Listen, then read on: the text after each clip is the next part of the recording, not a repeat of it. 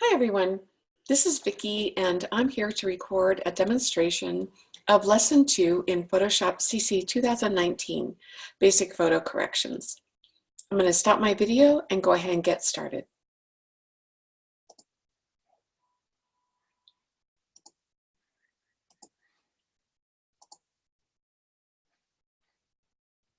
So I have Photoshop open and I'm going to go ahead and open up. Well, I'm going to talk about retouching first. I'll go ahead and open up a picture so that I'm not just looking at a blank screen here. Go back.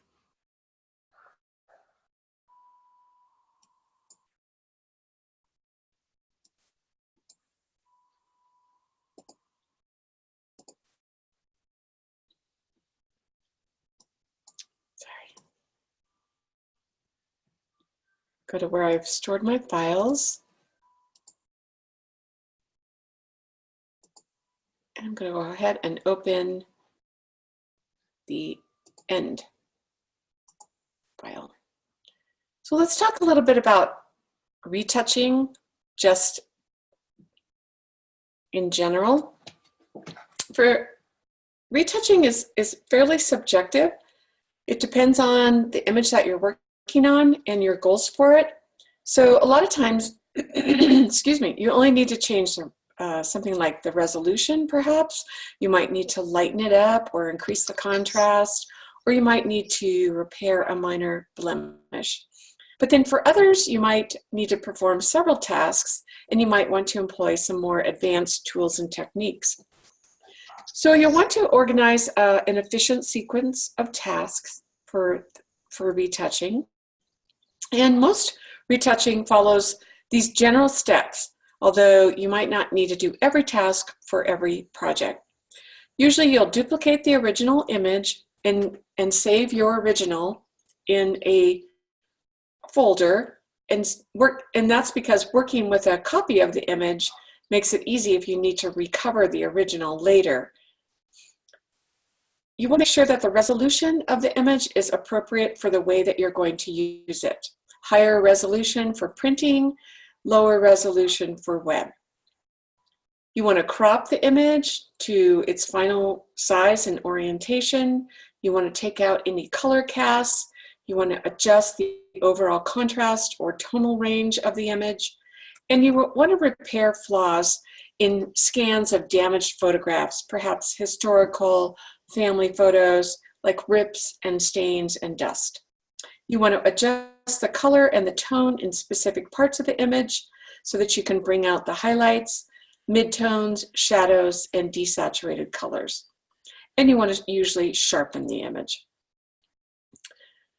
The order of the task may vary, but you want to just consider your project and plan accordingly.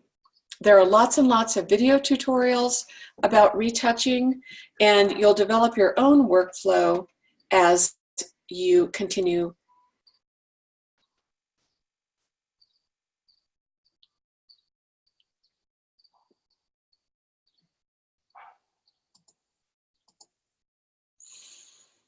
What happened?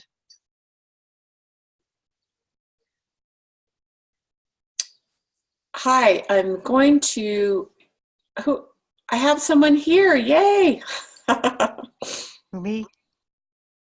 I'm looking for my pause button. It's okay.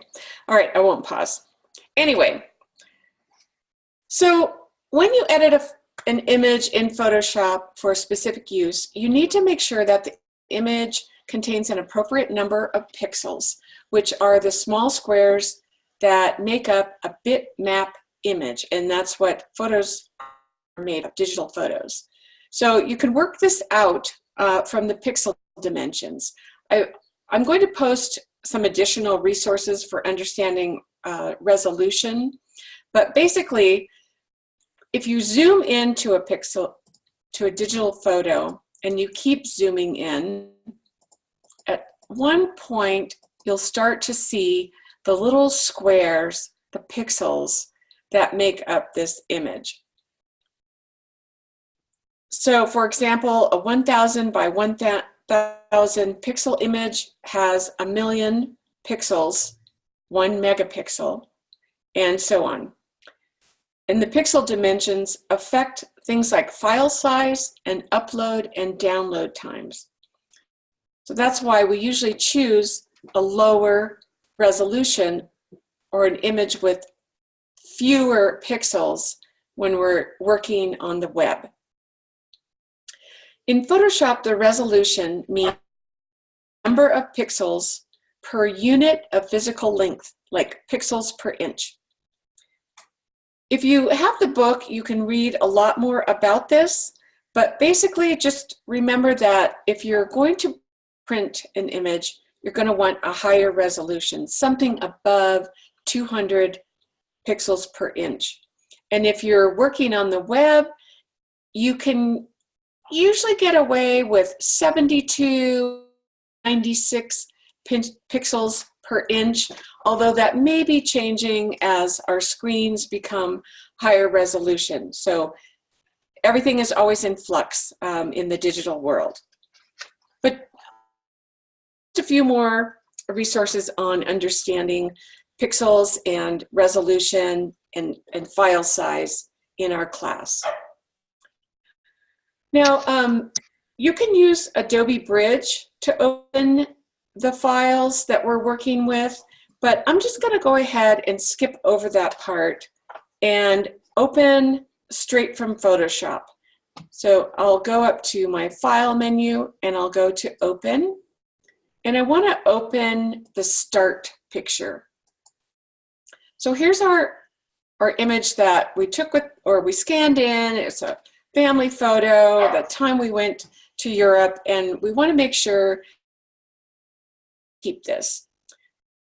We're going to retouch this photograph and we're going to save it so that it can be shared or printed, and the final image size is going to be 7 by 7 inches.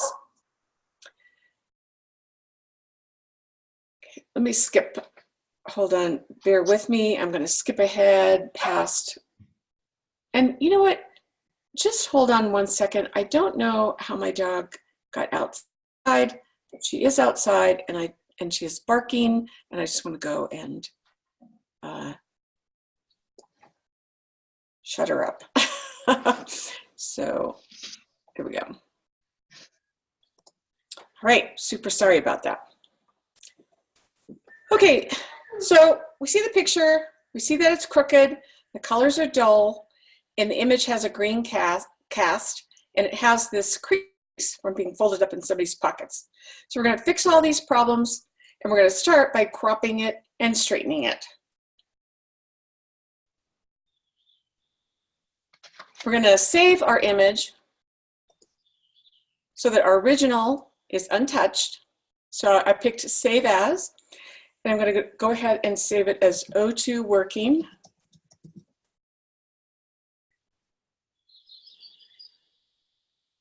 I'll go ahead and save it in the same file. In what file? Just the lesson file. Wherever you're keeping your lessons, you can just save it there, or you could create your own folder for tutorials or assignments, whatever you want to do.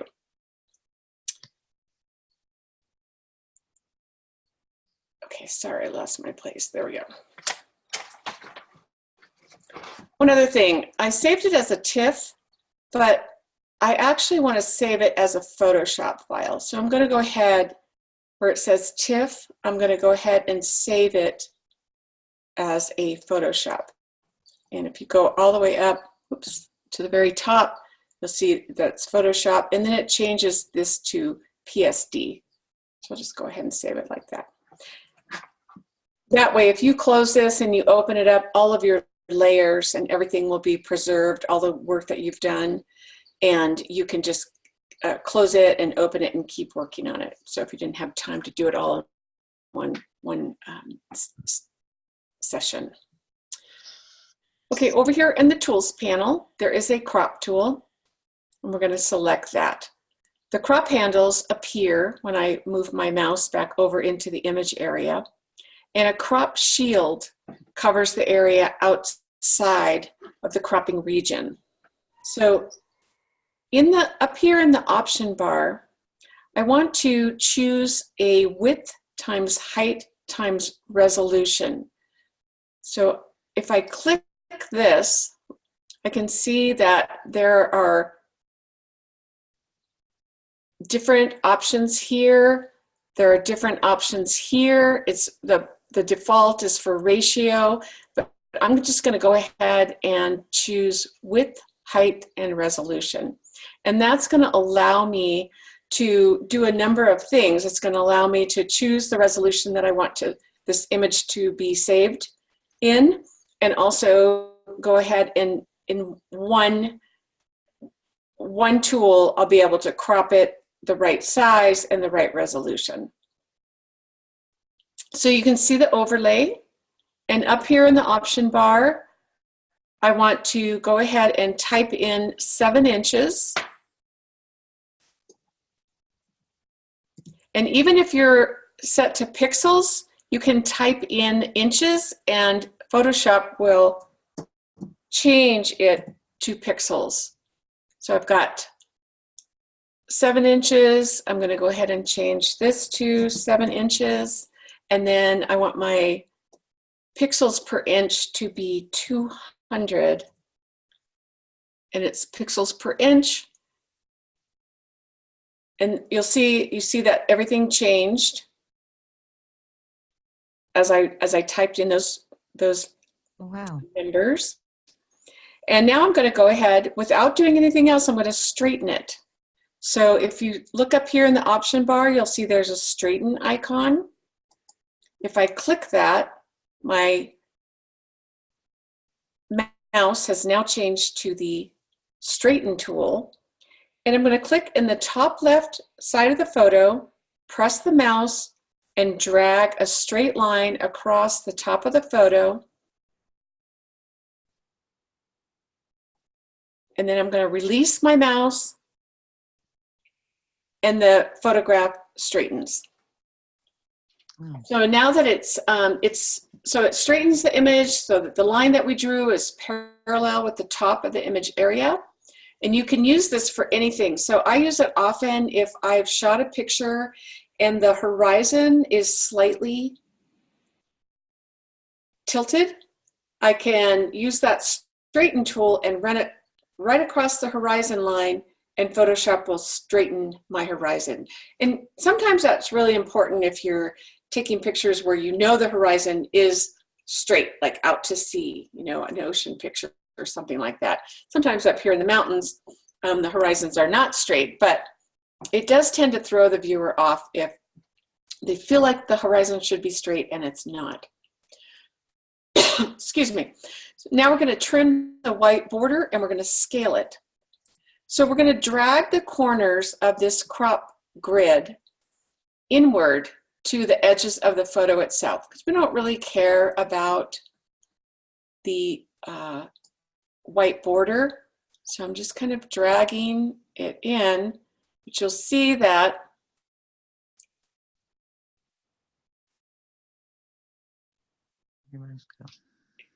I might have to move the picture itself to continue to fit in, because I have that preset made, you know, to keep it right at 7 by 7. I'm going to go down here to the bottom and drag that in. And I don't mind if I lose a little bit. I don't want to have any white showing. So once I've got it cropped out, and you can just rearrange, you can move the image within our crop window if you just click your mouse inside the image where that black arrow is and move it around. So do that until you get it just the way you want it, and then just go ahead and hit return or enter to accept the crop. And I do have a little bit of white here, so I'm going to go ahead and just do that again. I'm going to go ahead and click and drag. And I'm just going to tug this in a tiny bit. Now I don't have any white border. Now, you can look at the image direct dimensions in a number of ways. You can go up here and look at the image size, or you can go down to the bottom. Let me move this aside here. You'll see that it's 5.6 megabytes big. And if we'd looked at it before, you would see that it has actually increased in size, in file size. Now I'm going to go ahead and save my work. So that was a lot of work that we don't want to lose. And then if the format box pops open, just click OK. Now we're going to remove the color cast, and we're going to adjust the tone and the color in the image. So we're going to use curves and levels. We'll work a lot more with them later on, but we can just use them really quickly to brighten this image up. So over here in the adjustment panel, I'm going to click the curves. And again, if you hover over these tools, you'll see the name of the tool, and here's the curves. So when I click that, you'll see that a new layer is added on top of my background layer. It's called Curves 1. And then the properties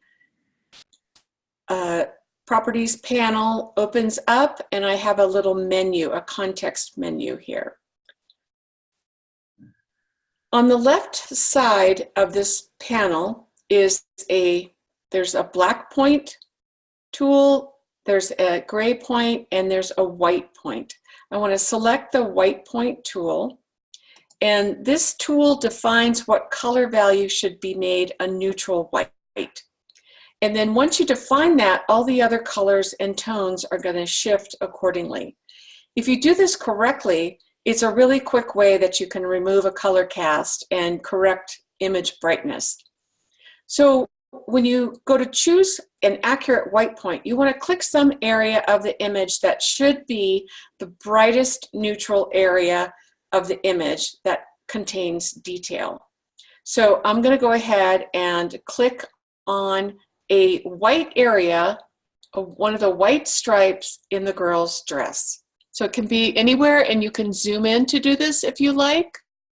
So I'll just go back and select that white point again. And I want to kind of choose a bright area. And so the white stripe had a warm cast that was affecting everything. And when I clicked it, it removed that color cast and it lightened it along with the entire rest of the image. I'm going to go ahead and go back to fit on screen so you can see that. And you can do this numerous times. You can try clicking different areas and seeing which, you could try, does this do anything? That kind of over brightens it. How about this bright area? Oh, that's really bad. And then you can go back to the one that you picked originally until you get the result that you like. So now we're going to use a different adjustment layer, the levels adjustment layer. We're going to kind of fine tune the tonal range of this image.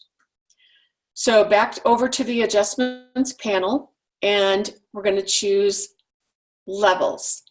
The second one, and we get a different context menu, and we get an additional layer on top of the curves layer that we added previously. Now the levels menu has a histogram.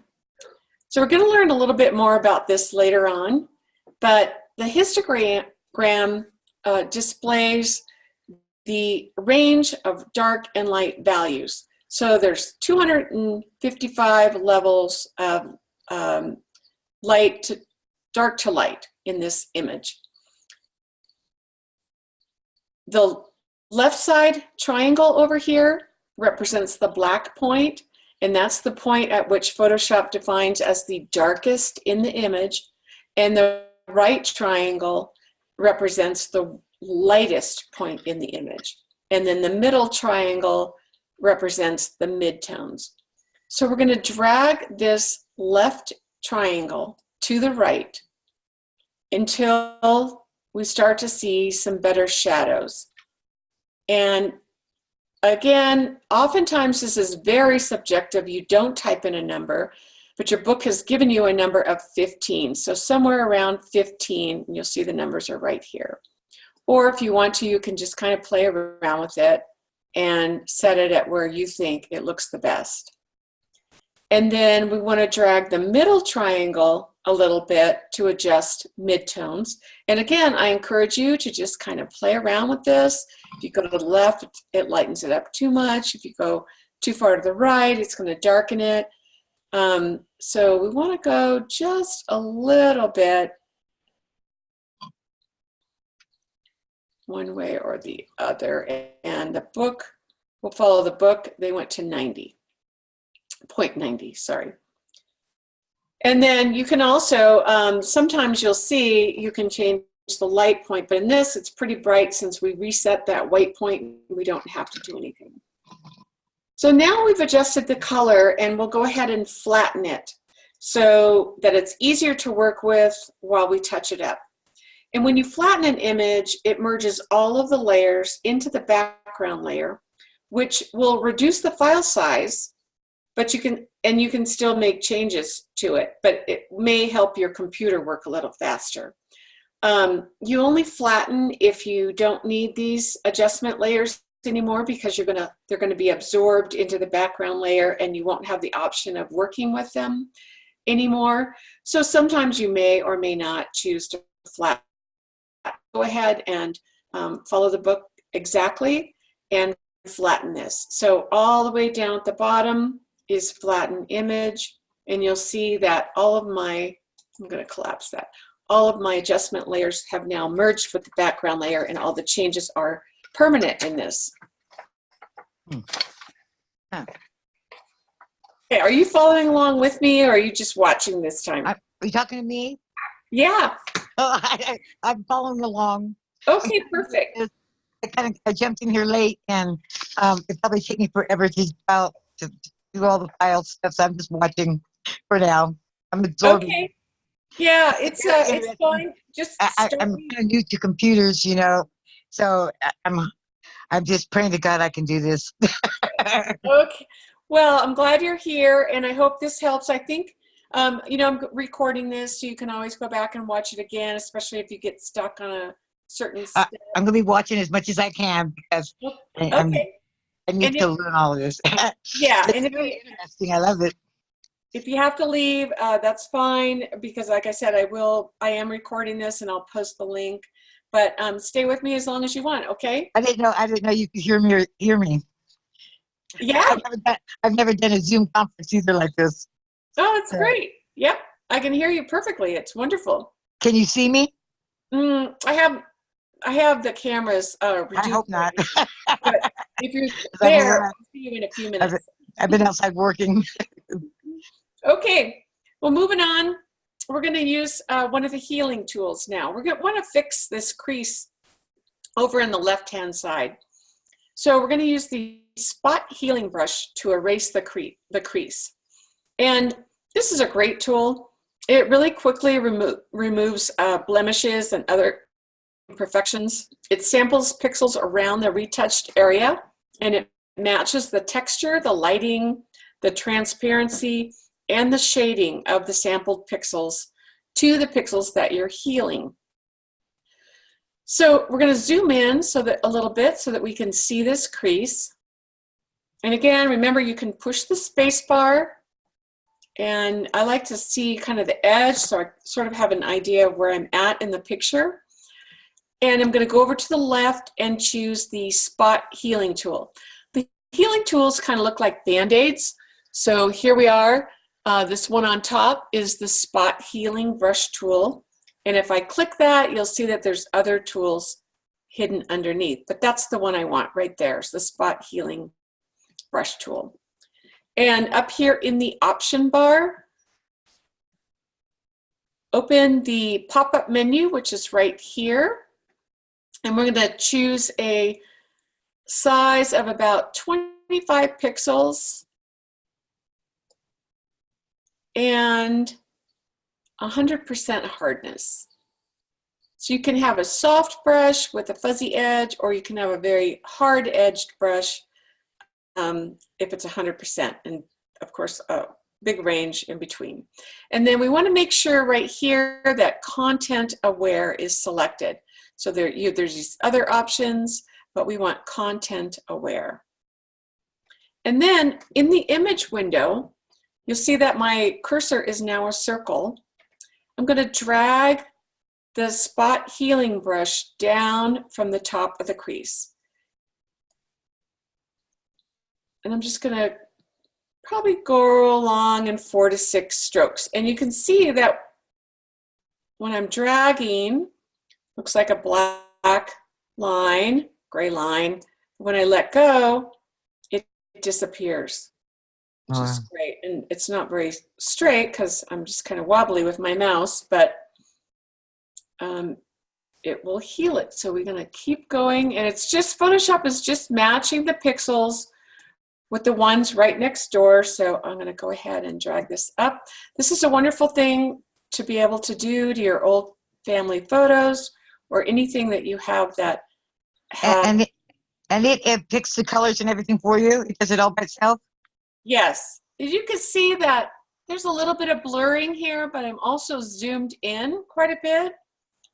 So it really heals it pretty magically. That's really cool. Go along here like this. Oops. And then just do this last section. So now if I go back to view and I fit on screen, you can't even see that crease anymore. And now you'll see there's a little white hair over here in this upper right area. So we're going to use that same tool and just paint over that hair, and that will just, it will just. That's cool. Okay, and if there's any other spots that you see need fixing, you can use your spot healing brush and then make sure you save your work before going on to the next step. So for a larger unwanted element, you might choose one of the other healing tools. So we're going to use the patch tool right now to create a content-aware patch to remove this person over on the right side of the photo. Oh, right there, yeah. Yeah, does not belong to the family group. And so just to make this a more appealing picture for the photo album, we'll just remove this person. So underneath this spot healing tool is the patch tool. So we'll select that, and it does look like a patch. And then up in the option bar, we want to make sure that content aware is chosen. And if you look, you can have normal or content aware. Content aware just means that Photoshop is looking at the pixels around the area that we're removing and tries to match them as best as possible. And then make sure that structure is 4. And the structure menu determines how closely the patch reflects the existing image patterns. You can experiment with this. You can, there's a range from 1 to 7. So 1 is the loosest adherence to the source, and 7 is the strictest, and we chose 4, which is something in the middle. So we're going to go ahead and drag the patch tool around the boy and his shadow, and we're going to try to go as closely as we can. So I'm going to go ahead and zoom into him, and then make sure I go back to the patch tool. And now I'm just going to drag around him and try to include all of him, but not try to get too much of the background that I want to preserve. So I'll include his shadow, because we also do not want the shadow in there. I'm using a mouse. If you happen to have a stylus and tablet, you'll be able to do this much more fluidly but it can be done with the mouse. It can even be done with the trackpad, but you know, it's. Can I put this program on my tablet? Pardon me? Will this tablet work? Will this program work on a tablet? You can't run the full Photoshop on a tablet, unfortunately. So they are coming out with one, I think, for the iPad. I thought it was this summer, but I haven't heard anything yet. They do have some Photoshop apps for the tablet, but right now, and in order to finish this class, you actually do need to run it on a computer. On computer, because Yeah. I'm pretty good on a tablet.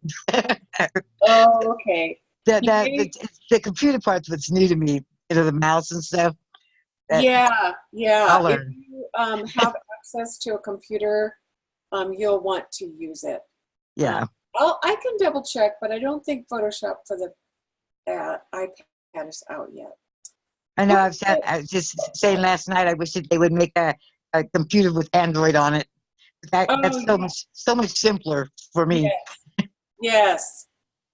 Well, up until this point, to this summer, it's always been a full-on computer application, but it, as everything is, it's moving to more mobile devices. Yeah.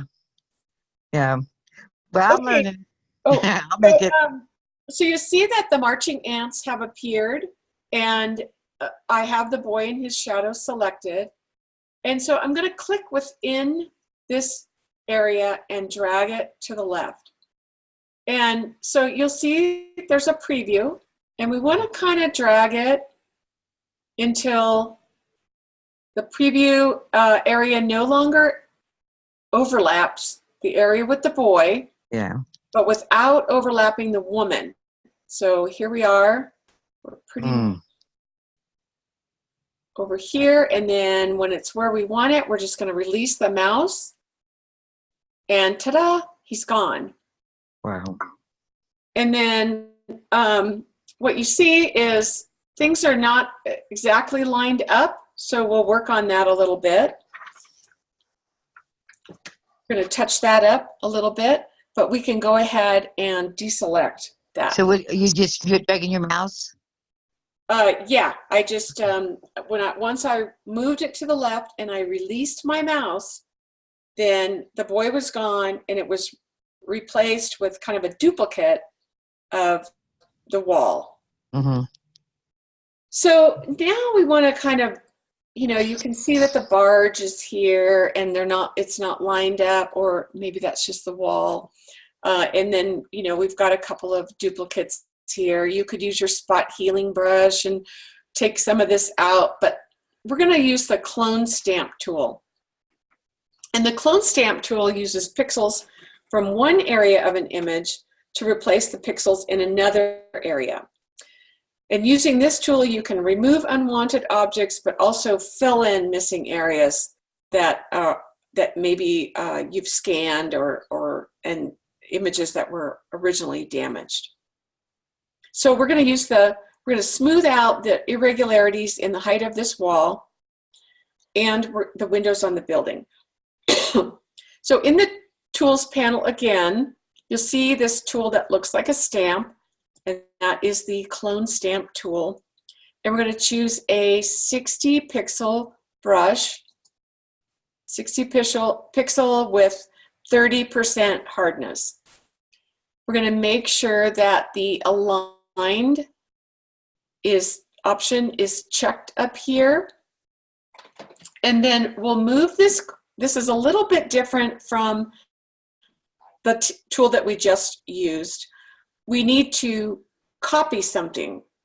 So we're going to move to an area where the top of the bridge wall is smooth. And I'm going to go ahead and just click somewhere to close that. So right here, the wall is smooth. And I want to copy that area. So maybe I'll just go over here to where the other side of the boy was. So I'm going to Alt, if you're on Windows, or Option on the Mac, to sample this part of the bridge. And it changes to a little target, and when I click my mouse, it has sampled it. And then I'm going to drag this across the top of the wall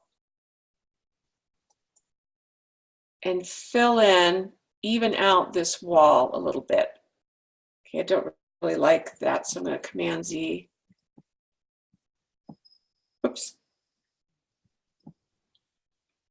I think I'm going to sample over here. And this is trial and error. So I think I'll sample here and then drag this way. And I'm just trying to, probably won't be perfect, but I'm just going to try to even that area out.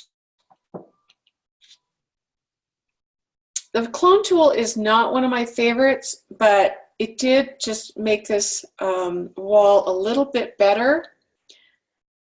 I'm not going to worry about down here, but let's see. I'm looking for other areas where it might be a problem. I definitely want to fix this right here. So I'm going to option click this and move this wall down here, maybe about right there. And then I think I want to option click right here and sample this and try to get rid of that barge there. Now again, you know, you might want to do this several times, like maybe I want to option click here because I don't like that stair step effect so much. But now that looks a little more normal. So I'm going to look for any other areas. I'm going to go back to my spot healing tool and just get rid of some of this that looks, you know, like a duplicate. Just go ahead and get rid of that. There. And now when I zoom back out, it looks a lot better. I'm not going to notice that so much. Just looks like the wall, looks like the building, and the boy's gone. Okay, so all that takes a lot of niddling around and practice, and you may want to go backwards and try something different, try a different tool. But just remember, basically, you want to get rid of the boy and have this area look pretty normal so that it doesn't stand out as a repair. And quite honestly, what I personally would do if this were my photo would be to just crop this a little bit more so that a lot of that area was gone now. So I would just go back up to the crop tool and I would just go ahead, because we have a lot of pavement and sky and things that we don't need, and I would just crop that area out. Crop tool can be very useful. And then the last task that we're going to do when we retouch is we're going to sharpen it. So we want to zoom in so that we can see this boy's shirt pretty clearly. So we're going to go into about 400%. And we see like some colored dots and stuff. So we're going to go ahead and filter some of that noise out. So we'll go up to the filter menu, we'll go to noise, and we're going to pick dust and scratches. And then you can pull this to the side so you can continue to see his shirt. Actually, you can move this around so that we're looking at his shirt. And we want to leave the default settings, which are a radius of 1 pixel and the threshold at 0. You can zoom in a little bit more, and that kind of shows you the preview. So you can see that everything is just a little bit sharper. You don't want to overdo the sharpening, but it's taken out some of the dust and scratches and made it a little bit sharper. And then we'll go back up to filter and sharpen it some more with the actual sharpen filter. And we're going to choose Smart Sharpen. And again, let's go over to the boy's shirt and we'll just zoom in a little bit. And you can, if you have preview on, and if preview's checked here, you can see the effect of the settings that you're, as you're adjusting them. So you can drag these sliders. We'll just go ahead and make sure that they're about the same as in the book. We want to make sure that lens blur is chosen in this remove, and it is. And then we're going to drag the amount to about 60%. Again, one thing I see people do is over sharpen an image, so you don't want to do that. You want to use a light hand with this. And then we're just going to leave this at 1.4. Oh, maybe we'll go, there's 1.5. And this determines the number of pixels around the edge pixels that are being affected. And then this looks pretty good compared to this. So we're going to go and click OK. And now we're going to go back to View, Fit on Screen. And everything is just a little bit sharper. And your goal with that last step is to not really notice what you've done. It should just look a little bit crisper. And now we have finished with this project and lesson 2. I'm going to go ahead and stop recording, but you and I can continue to chat if you like. So let me just go over here and stop the recording.